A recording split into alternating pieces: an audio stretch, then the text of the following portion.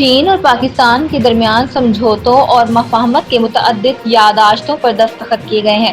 اسلام آباد میں new Gwadar international airport کی تکمیل کی تقریب ہوئی، جس میں وزیر اعظم شہباز شریف اور چین کے وزیر اعظم لی چیانگ شریک ہوئے۔ اس موقع پر پاکستان اور چین کے درمیان مختلف شعبوں میں تعاون کی مفاہمتی یادداشتوں کا تبادلہ ہوا۔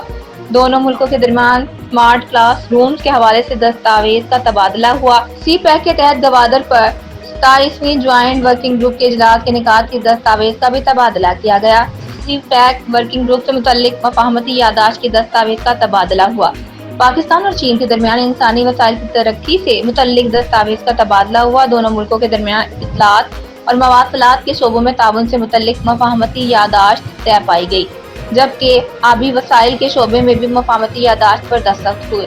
دونوں ملکوں کے درمیان سلامتی کے شعبے میں تعاون بڑھانے کی دستاویز کا بھی تبادلہ کیا گیا۔ امیر جماعت اسلامی پاکستان حافظ نعیم الرحمان کا کہنا ہے کہ نئے چیف جسٹس کے حلف کے بعد حکومت آئینی عدالت سے متعلق بات کرے، آئینی ترمیم مسترد کی جائے۔ حافظ نعیم الرحمان نے پریس کانفرنس میں کہا، ہمارا عدالتی نظام طاقتوروں کو سہولت فراہم کرتا ہے۔ حکومت اپنے مقاصد پورے کرنے کے لیے آئینی ترمیم کرنا چاہتی ہے۔ اس حکومت کا مینڈیٹ جعلی ہے۔ انہوں نے کہا، ایم کیو ایم ایک بھی سیٹ نہیں جیتی اور 22 سے 23 نشستوں پر بیٹھی ہے۔ امیر جماعت اسلامی پاکستان نے کہا کہ گیس سندھ اور بلوچستان سے نکلتی ہے تو اس کے مسائل بھی حل ہونے چاہیے۔ مطالبہ ہے کہ اس ملک کے تمام لوگوں کے مسئلے حل ہونے چاہیے۔ حکومت کی بد انتظامی کی وجہ سے کراچی کے شہری اذیت کا شکار ہیں۔ مسلم لیگ نون کے سینئر رہنما خواجہ سعد رفیق نے کہا ہے کہ حکومت کو پی ٹی آئی رہنماؤں اور ان کے قائد کی ملاقات کروانی چاہیے۔ خواجہ سعد رفیق نے مشورہ دیتے ہوئے کہا کہ حکومت کو احتجاج کا عذر ختم کر دینا چاہیے۔ غیر ملکی مہمانوں کی پاکستان آمد پر جھگڑا کرنا پی ٹی آئی کی روایت رہی ہے۔ پی ٹی آئی کو احتجاج کی کال غیر مشروط طور پر واپس لینی چاہیے۔ انہوں نے یہ بھی کہا، حکومت تحریک انصاف کے رہنما اور ان کے قائد کی ملاقات کروا بھی دے تو پی ٹی آئی احتجاج کا کوئی اور بہانہ نکال سکتی ہے۔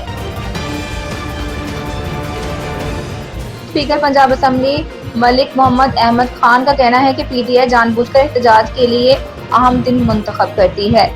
ملک محمد احمد خان نے لاہور میں پریس کانفرنس کرتے ہوئے کہا کہ پی ٹی آئی نے 2014 میں بھی چینی صدر کے دورہ پاکستان کے وقت دھرنا دیا تھا۔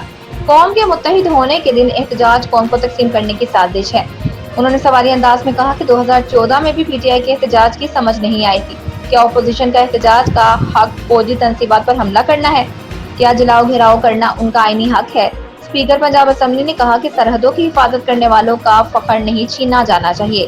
انہوں نے کہا، اپوزیشن ایوان میں آئے اور اپنا موقف بتائے۔ ڈائیلاگ کے بغیر مسائل حل نہیں کیے جا سکتے۔ جلاؤ گھیراؤ اور امن عامہ کے مسائل پیدا کرنا کوئی حل نہیں۔ مزاحمت کی بھی کوئی حد ہوتی ہے۔ قانون ہاتھ میں نہیں لیا جا سکتا۔ نوجوانوں کو تشدد پر آمادہ کرنا ایک جرم ہے۔ گورنر خیبر پختونخوا فیصل کریم کنڈی کا کہنا ہے کہ کے پی اسمبلی آیا ہوں، یہاں قانون سازی ہوتی ہے، یہ اہم جگہ ہے۔ یہاں آنا اتحاد کی علامت ہے کہ سب امن کے لیے ایک پیج پر ہے۔ پشاور میں گورنر خیبر پختونخوا فیصل کریم کنڈی نے میڈیا سے بات کرتے ہوئے کہا، حقوق کی بات کریں گے، صوبے کو حصے کا پانی نہیں ملا، ہمارا پانی جو بھی استعمال کر رہا ہے اس کی نہ ریالٹی مل رہی ہے نہ پانی۔ ان کا کہنا تھا کہ سیاسی اختلافات اپنی جگہ، لیکن صوبے کو ترقی کی راہ پر لے جانا ہے۔ دہشت گردی کا خاتمہ کرنا ہے تو ہمیں وسائل تو دیں۔ سیاسی اختلافات چھوڑ کر 1 پوائنٹ ایجنڈا چاہتے ہیں۔ امن کا قیام ہی ہم سب کا ایجنڈا ہے۔ تمام اختلافات چھوڑ کر اسمبلی گیا۔ انہوں نے کہا، وفاق سے اپنے صوبے کے وسائل کے لیے بات کروں گا۔ سیاست میں سب سے مقدس پارلیمنٹ ہے۔ جرگے میں تمام پارٹیوں کے نمائندے شریک ہوئے۔